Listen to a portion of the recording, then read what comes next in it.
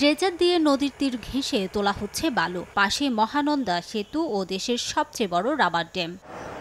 চাঁপাইনবাবগঞ্জের মহানন্দা নদীর রাবার ড্যামের ১০০ মিটার দূরে বালু উত্তোলন করা হচ্ছে।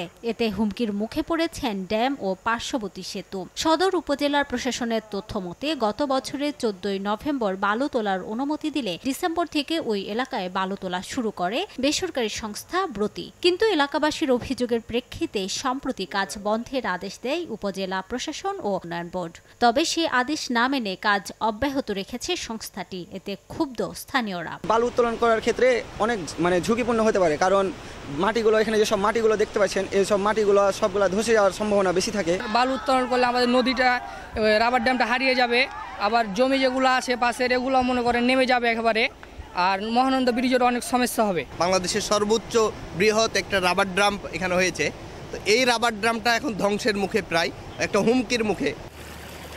এদিকে নির্দেশের পরও বালু উত্তোলন হলে কঠোর ব্যবস্থা নেওয়ার কথা জানায় পানি উন্নয়ন বোর্ড ও উপজেলা প্রশাসন। অবৈধভাবে অর্থাৎ আমাদের অনুমোদন ছাড়া কোনো বালু উত্তোলন আমরা অ্যালাউ করব না এবং এতে যা করার আমরা সেই ব্যবস্থাটাই গ্রহণ করব। রাবার ড্যামের সাথে তার পার্শ্ববর্তী যে ফসলি জমিগুলো আছে সেগুলো আমরা রক্ষা করার জন্য আমরা ইতিমধ্যেই কাজ করেছি, উদ্যোগ হাতে নিয়েছি এবং এটা আমরা তদারকি করছি। এ নিয়ে কথা বলার জন্য যোগাযোগের চেষ্টা করা হলেও পাওয়া যায়নি বেসরকারি সংস্থা ব্রতির কোনো দায়িত্বশীলকে। চাঁপাইনবাবগঞ্জের বরেন্দ্র অঞ্চলে শুষ্ক মৌসুমে পানি ধরে রাখতে ২০১৭ সালের জুনে শুরু হয় ৩৫৩ মিটার দীর্ঘ রাবার ড্যামের কাজ। প্রকল্পের সব কাজ শেষ হলেও এখনও উদ্বোধন করা হয়নি।